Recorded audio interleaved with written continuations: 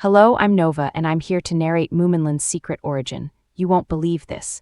Is a Dutch-Japanese anime film by Telecable Benelux B.V. The film is based on the novel of the same name by Finnish illustrator and writer Tove Jansson, originally published in Swedish. It was the first full-length Moomin film, and serves as a prequel to the 1990 anime series Moomin, introducing characters that would later appear in the series. It was released in Japan first theatrically on August 8, 1992, as a triple feature with 2 unrelated shorter films, and was later released on home video with 10 minutes of extra footage. The original Japanese release of the film was scored by Sumio Shiratori, reusing compositions that were created for the anime series. In addition, he composed 2 new opening and ending songs for the film, Shiawase no morugaane and Kono uchuu tsutae, respectively, both sung by Emiko Shiratori. The international version of the film featured a new musical score composed by Pierre Kartner. The film was later released in Europe and has been dubbed to several European languages.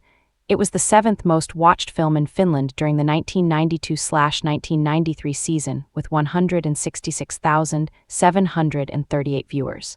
In 2020, the film was planned to be re-released theatrically to coincide with the 75th anniversary of the Moomin franchise.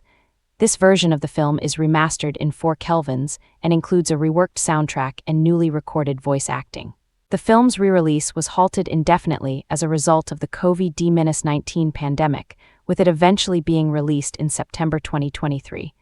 The film's streaming and television rights have been acquired by Celsius More and MTV. Long ago, in a world brimming with magic and wonder, the Moomins began their extraordinary journey. Before the events of the film, Moomin's father had finished building Moomin House. During one rainy evening, the muskrat suddenly appears at the front door to stay because his riverbank home had been destroyed by Moomin Papa's bridge, built earlier that day. The next day, the rains turned everything black, and according to Muskrat, it is soot from outer space. He believes that a threat is coming from space and nothing can be done. Moomin Papa gets an idea about the astronomical observatory in the Lonely Mountains, where a telescope can see far into space. The next morning on their way, the trio meets Snufkin for the first time, who has heard about a comet that could crash to Earth at any time. He joins the group and they climb the steep mountains towards the observatory. On the way, Moomin finds a golden anklet which Snufkin knows belongs to the Snork Maiden. They arrive at the observatory, where they discover that the comet will be colliding in 2 days. On the way back home, Moomin saves the Snork Maiden from a giant carnivorous plant, and they immediately fall in love with each other. Both Snorks join the group while they try to reach Moomin Valley before the comet. 2 days later, Moomin and friends meet the Hemulan, and when a hurricane strikes them, they all fly to the Moomin house with Snufkin's tent. Back home, they all decide to move to a cave Sniff had found for shelter. Sniff is lost during the move when he sees a kitten and begins to follow it with a piece of cake. When there are only minutes left to the expected moment of the comet impact, Moomin and Snufkin find Sniff, who is paralyzed with fear, and they carry him into the cave at the last minute. The comet almost crashes into Earth, but suddenly changes its course and turns away. The next morning, the sea returns and the characters celebrate on the beach, where Moomin gives Snorkmaiden a pearl he had found. Moominland's secret origin. You won't believe this. In Japan, the film was preceded by the short films Little Twins Whose Summer Flew and Flower Witch Marie Belle. The Phoenix is Key. While in the rest of the countries it was shown in, it was its own separate film, often seen as a series finale.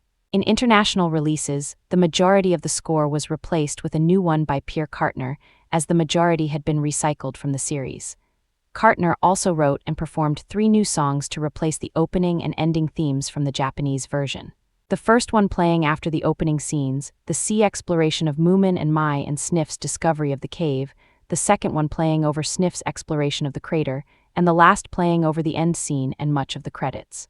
In many of these versions, loud sea waves are faded from the ending song, and in other versions, the song is either played in its entirety or, in the Polish version, plays the ending song of the series, after the movie's ending song ends. As for from the novel, the differences are quite numerous. Little Mai does not appear in the book. The first parts are heavily simplified.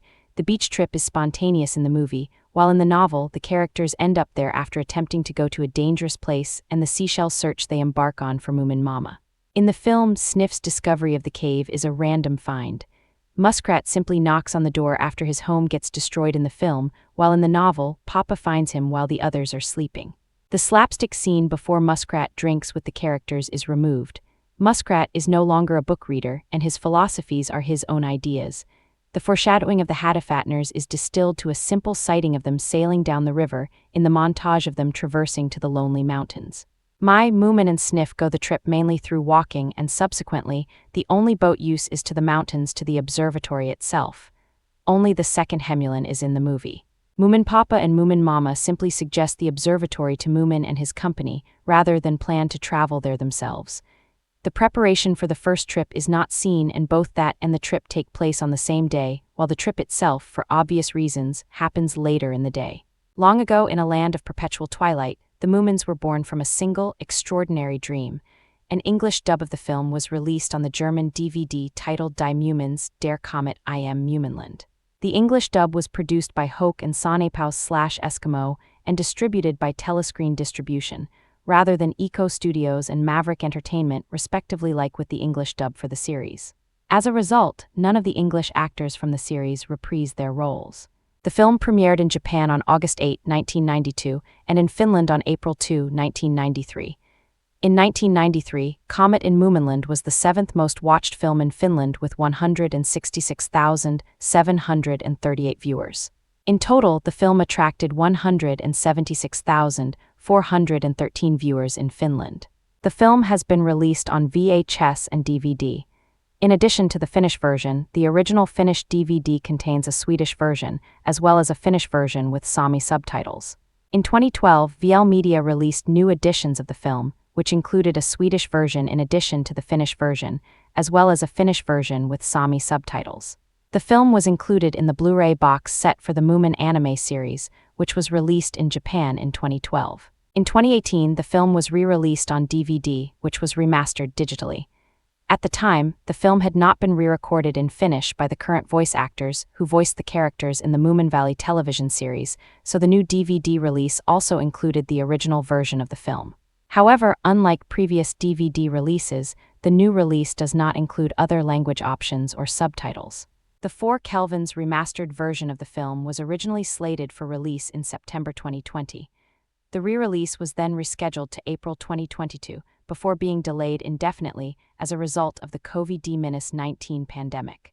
After 3 years of delays, the renewed version of the film was released on September 15, 2023, 30 years after the film's original premiere in Finland. Long ago, in a world of whispering pines and shimmering lakes, the Moomins were born from a single, extraordinary dream.